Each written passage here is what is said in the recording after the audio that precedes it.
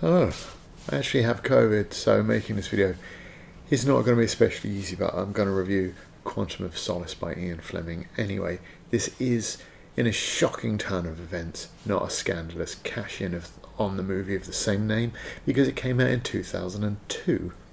There was a collection of shorts released to cash in on the movie, but this isn't it. This is a collection of fine short stories, most in the 30 to 40 page range, and sharing some pretty famous Bond titles. So we start with From a View to a Kill, where a motorcycle courier delivering a secret dossier from one government building to another is murdered en route. Bond is sent to investigate, locates the bad guy's hideout, and ambushes their attempts to repeat the crime, naturally making off with the girl in the end. The second story is For Your Eyes Only. It has Cuban thugs buying up property in Central America and strong-arming its actual owners when they decline.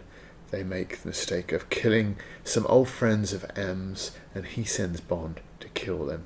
Bond bumps into their daughter, and the two complete the mission together, Bond naturally making off with the girl at the end.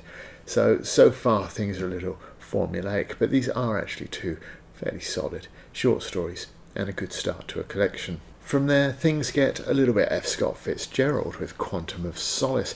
Bond is attending a society function, and he finds the only English girl present rather dull, and ends up in conversation with the ambassador, who tells him a story about a civil servant who, having landed the girl of his dreams, then finds that she's cheated on him and effectively ruined his life.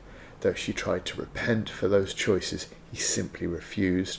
Their relationship apparently was doomed, because a relationship has to have a quantum of solace to be repairable, and it didn't any longer. The girl in the story, however, turned out to be the one that Bond had been chatting to, who had now rebuilt her life. The story lacks almost everything that you would expect to associate with Bond, including, for the majority of its length, the man himself, but it's surprisingly good nonetheless. The fourth story, Risico, sees Bond dabbling in some paperwork as he tries to infiltrate an opium smuggling ring. His contact puts him onto a man called Columbo, not that one, and this naturally leads to Bond trying to put Columbo's girlfriend on her back, but it's all a trap.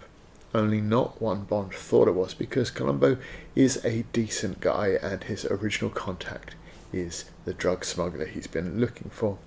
After a shootout in a dockyard, Bond gets his man, of course, and opines that the heroin he has intercepted was a missile from the Russians intended to weaken Britain. The Hildebrand rarity of Story 5 is a fish. Bond has finished up his assignment in the West Indies and is roped into helping an American billionaire find a rare fish for the Smithsonian Museum. The American Mr. Crest is, as the Americans say, a douche, and he spends his time abusing his attractive wife, naturally drawing Bond's attention and ire. Also on board is Bond's friend Fidel Barbie, and Crest annoys everyone in equal measure. It's not really much of a surprise when he ends up dead. Bond, though, doesn't know who did the deed, though most of his suspicion and everybody else's will fall on the wife. Though Crest is well written and suitably unpleasant, the idea that Barbie had an equal motive as an abused spouse is somewhat unlikely. But it's another Bond short that barely even mentions spying or espionage, but still is fairly entertaining. The octopussy of the next story is in fact just an octopus. Major Dexter Smythe is trying to tame the octopus that lives in the water near his home. He wants to see if he can make it eat the poisonous scorpion fish that is also found nearby, but mostly he's just an ex-serviceman living a drunk life amongst the expat community. That is until Bond arrives, because it turns out that the government know what he did. That is way back during the war, and that justice is coming if he isn't going to take his own life to avoid the scandal. Because Smythe had killed a German officer in order to steal the Nazi gold that funded his post-war lifestyle. A few years later, the body has been found, and the bullets in it are what has pointed Bond after Smythe. But Bond does nothing beyond telling him to get his affairs in order and prepare to pay for what he did. probably, as mentioned, expecting the man to kill himself. Smythe, already in poor health, realises his time is running out and goes looking for the scorpion fish. He finds it, but his attempts to grab it only succeeds at a second attempt, and he realises he's been infected with the fatal poison. Rushing out to the octopus to see if it will eat the scorpion or not, he is instead eaten by it. Another really entertaining story, somewhat darker than many of the others, and again very light on actual James Bond involvement. The property of a lady, that is the focus of the 7th story bearing that title, is a rare Fabergé egg. The egg has arrived in London and attracted the attention of the authorities because it is reported to be the property of one Maria Freudenstein. Sorry, that should be Freudenstein. Freudenstein is a known Russian spy working in MI6, and M uses her to feed harmless and occasional misinformation to the KGB. The egg is their payment for services rendered, presented as an inheritance. She's going to auction the egg at Sotheby's and collect the reward for her spying.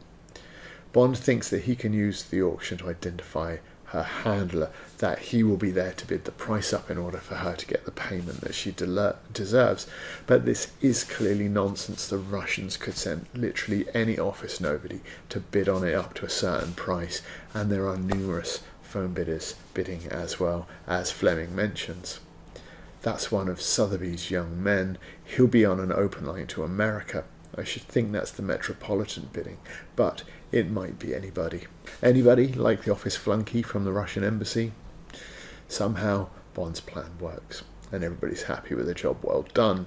The second to last story is called The Living Daylights, and here Bond is sent to Berlin because the East Germans have learned that a defector is going to cross to the American lines in the next 3 days. The East Germans intend to shoot him as he makes the crossing, and Bond, as a sniper of some repute, is sent to shoot the shooters before they do their shooting. While scoping the area, he sees a tall blonde practicing with an orchestra and is quite taken.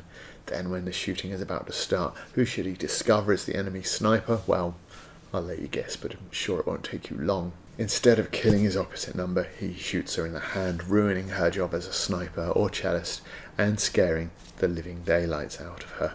He expects to lose his 00 number over his actions, but claims to not really care. The final story, 007 in New York, is only tenuously a story at all. Instead, it is mostly a downbeat appraisal of New York. Bond is sent to the Big Apple to meet an agent whose cover is blown. He naturally expects to bed her in the process, but after he has turned a negative eye on New York's restaurants, he then reveals that the mission has failed and the meeting went awry because even the New York Zoo is a disappointment.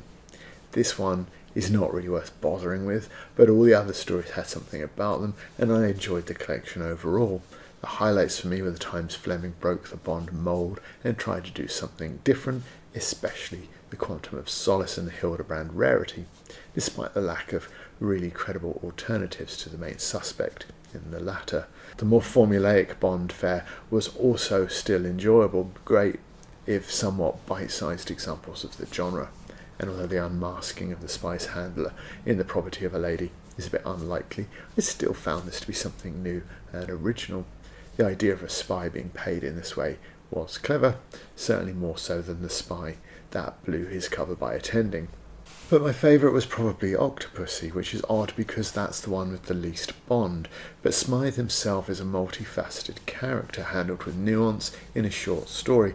He's a guy who's done plenty wrong, but is also paid for it with the guilt eating away at him and leading to his ill health. I felt sorry for him while also hoping that he'd face some degree of justice, which he does.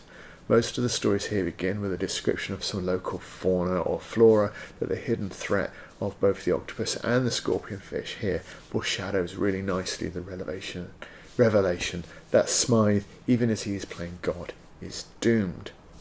My experience with the longer form Bond efforts has been generally underwhelming so far, but aside from the rather strange 007 in New York, all of these stories were definitely something that you could recommend to fans of the genre.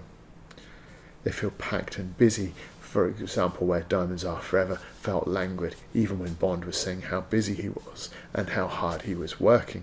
The shorts are tighter and a little more focused, and that makes them very easy to recommend. My name is Riley and I'm a student. The first 2 weeks at Sexington University were perfectly normal. I was drunk until the end of freshers when my student loan ran out.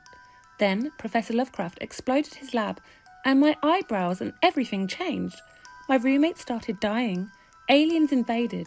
I killed a dragon over breakfast, got stranded in the past and attacked by dinosaurs. I might have committed a genocide. I might have robbed an empire. I may even have saved the world. I really hope next week is quieter. I have an assignment due.